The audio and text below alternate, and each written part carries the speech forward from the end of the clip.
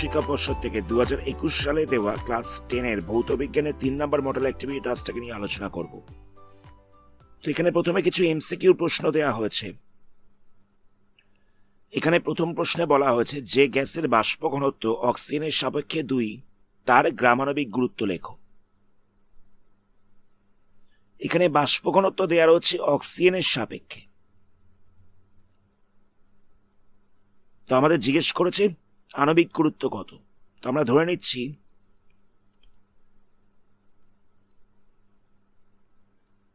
ওই গ্যাসের আণবিক গুরুত্ব Ma আর O2 এর আণবিক গুরুত্ব আমরা এটাকে ধরে নিলাম Mb। O2 এর আণবিক গুরুত্ব আমরা জানি এটা হচ্ছে 32, মানে Mb ইকুয়াল টু হয়ে যাচ্ছে 32। তো বাষ্প ঘনত্ব ইকুয়াল টু কত হবে? বাষ্প ঘনত্ব ইকুয়াল টু হয়ে যাবে Ma/Mb। তো এই বাষ্প ঘনত্ব ইকুয়াল টু দেওয়া হচ্ছে 2। আমাদের এখান থেকে Ma টা বার করতে হবে। Mb দেওয়া হচ্ছে কত? Mb দেওয়া হচ্ছে 32। তাহলে Ma ইকুয়াল টু কত হচ্ছে? Ma ইকুয়াল টু হয়ে যাচ্ছে 2 × 32, তাহলে পাওয়া যাচ্ছে 64, 64। তাহলে এখানে কারেক্ট আনসার হচ্ছে 64 গ্রাম পার মোল। নেক্সট কোশ্চেনে বলছে গলিত সোডিয়াম ক্লোরাইডের তড়িৎ বিশ্লেষণ করার সময় ক্যাথোডে ধনাত্মক এবং এখানে বিজারণ ঘটে, ক্যাথোডে ঋণাত্মক এবং এখানে বিজারণ ঘটে, অ্যানোডে ধনাত্মক এবং এখানে বিজারণ ঘটে, অ্যানোডে ঋণাত্মক এবং এখানে বিজারণ ঘটে। এখানে অপশন খটা হচ্ছে কারেক্ট, মানে ক্যাথোডে ঋণাত্মক এবং এখানে বিজারণ ঘটে। নেক্সট কোশ্চেনে বলছে 3 ওহম এবং 6 ওহম রোধের সমান্তরাল সমবায়ে তুল্য রোধের মান কত হবে?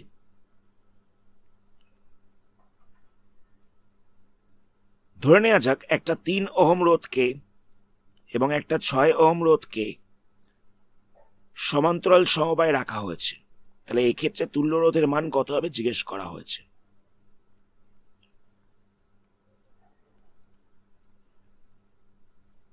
তো এক্ষেত্রে আমাদের 1/R equal to 1/R1 plus 1/R2 এই ফর্মুলাটাকে অ্যাপ্লাই করতে হবে। তাহলে এখানে R1 এর জায়গায় কত বসবে? R1 এর জায়গায় 3 বসবে, R2 এর জায়গায় 6 বসবে। তো এটাকে যদি এলসিএম করে যোগ করা যায় তাহলে এখানটা হচ্ছে 1 প্লাস 2 প্লাস 1 হয়ে যাচ্ছে, এখানটা হয়ে যাচ্ছে 2 প্লাস 1। লসাগু করে যোগ করলাম তাহলে পাচ্ছি 3/6, ক্যান্সেল করলে হচ্ছে 1/2। তাহলে 1/R ইকুয়াল টু পেয়ে যাচ্ছি আমরা 1/2। তাহলে R ইকুয়াল টু কত হবে? R ইকুয়াল টু হয়ে যাবে 2। বোথ সাইডে উল্টে দেওয়া হয়েছে। তাহলে এখানে অপশন গটা হচ্ছে কারেক্ট। নেক্সট কোশ্চেনে বলছে কোন একটা বস্তুর উপরে সোনার প্রলেপ দেওয়ার জন্য কি তড়িৎ বিশ্লেষ্য ব্যবহার করা হয়ে থাকে? এটার আনসারটা হবে পটাশিয়াম অরোসায়ানাইড। পটাশিয়াম অরোসায়ানাইড।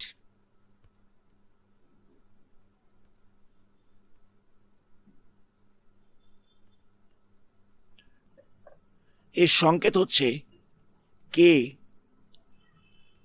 KAU, ফার্স্ট ব্র্যাকেটের মধ্যে লিখবে CN(2).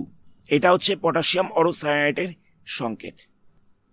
পরে কোশ্চেনে বলছে কিলোওয়াট আর কিলোওয়াট ঘন্টা এর মধ্যে কোনটা ক্ষমতার একক? ক্ষমতার একক হচ্ছে কিলোওয়াট।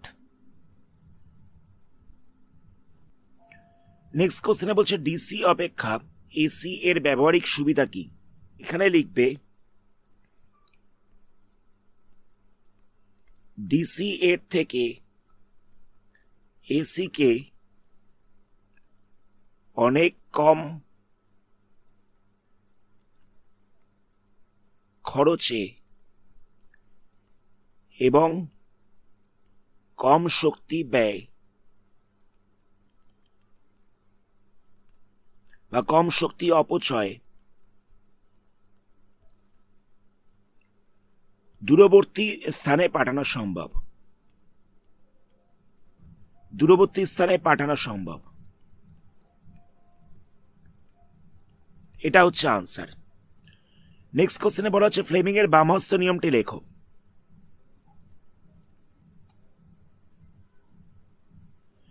ফ্লেমিং এর বামহস্ত নিয়ম এখান থেকে তোমরা এত অব্দি লিখবে, যেটুকুনি জায়গা মার্কিং করে দিলাম এইটুকুনি জায়গায় লিখবে। নেক্সট কোশ্চেনে বলছে 50 গ্রাম ক্যালসিয়াম কার্বনেটের পূর্ণ বিজারণে কত গ্রাম কার্বন ডাইঅক্সাইড গ্যাস পাওয়া যাবে তা নির্ণয় করো। প্রথমে আমাদের ক্যালসিয়াম কার্বনেট থেকে কার্বন ডাইঅক্সাইড গ্যাস তৈরির বিক্রিয়াটা লিখতে হবে। এটা হচ্ছে ক্যালসিয়াম কার্বনেট থেকে কার্বন ডাইঅক্সাইড গ্যাস তৈরির বিক্রিয়া। তো এখানে ক্যালসিয়াম কার্বনেটের আণবিক ভর কত? সিএ হচ্ছে 40, কার্বন হচ্ছে 12, অক্সিজেন 16, তিনটে রয়েছে বলে তাই 3 দিয়ে গুণ করলাম, তাহলে এখানে পাওয়া যাচ্ছে 100। কার্বন হচ্ছে 12, অক্সিজেন হচ্ছে 16 ইন্টু 2, তাহলে পাওয়া যাচ্ছে 44। তাহলে লেখা যেতে পারে যে 100 গ্রাম CaCO3 থেকে CO2 পাওয়া যায়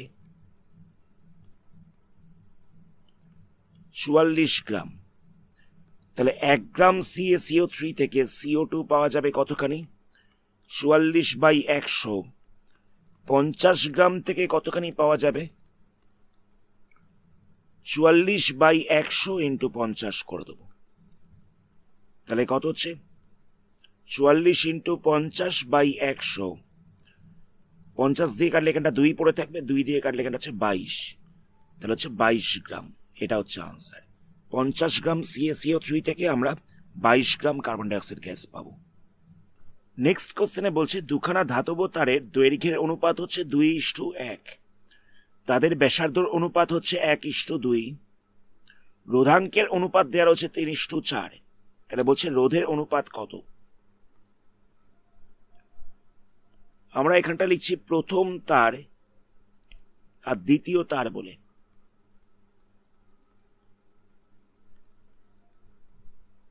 বা প্রথম পরিবাহী বা দ্বিতীয় পরিবাহী বলেও লিখতে পারো, একই ব্যাপার। এর রোধটাকে আমরা ধরলাম R1,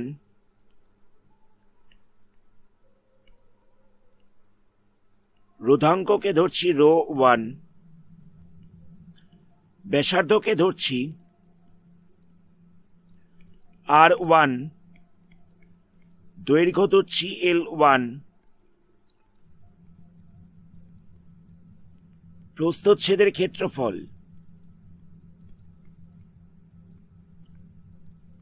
এটাকে ধরছি A1।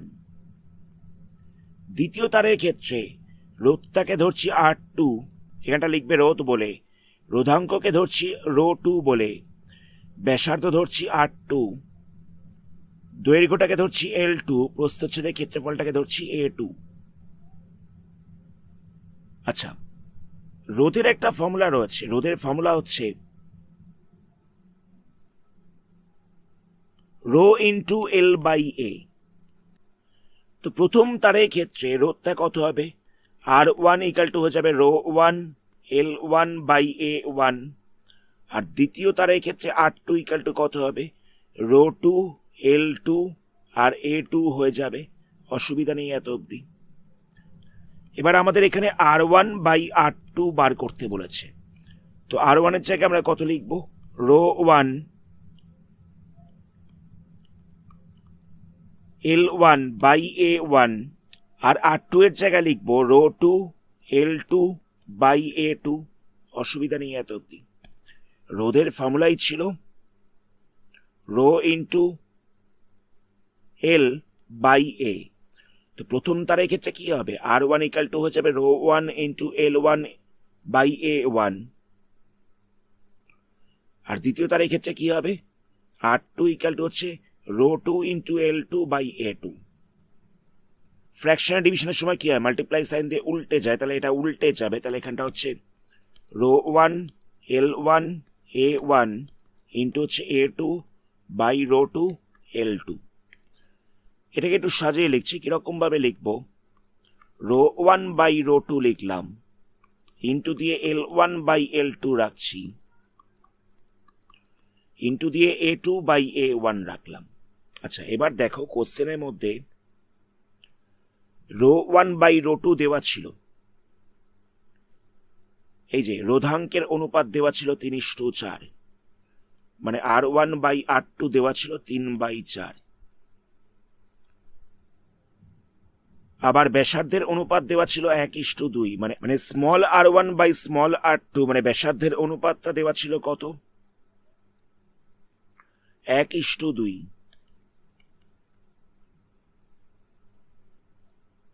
আবার এখানে দেওয়া ছিল দৈর্ঘ্যের অনুপাত, মানে L1/L2 ইকুয়াল টু হচ্ছে 2/1। এবার আমরা কি করব? ভ্যালুগুলো বসাবো। এখানটা ছিল ρ1/ρ2, এখানটা ছিল ρ1/ρ2, L1/L2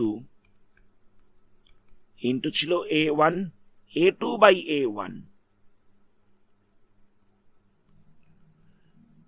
আচ্ছা, ρ1/ρ2 এই জায়গায় তো লিখে দেবো 3/4, L1/L2 এই জায়গায় লিখে দেবো 2/1।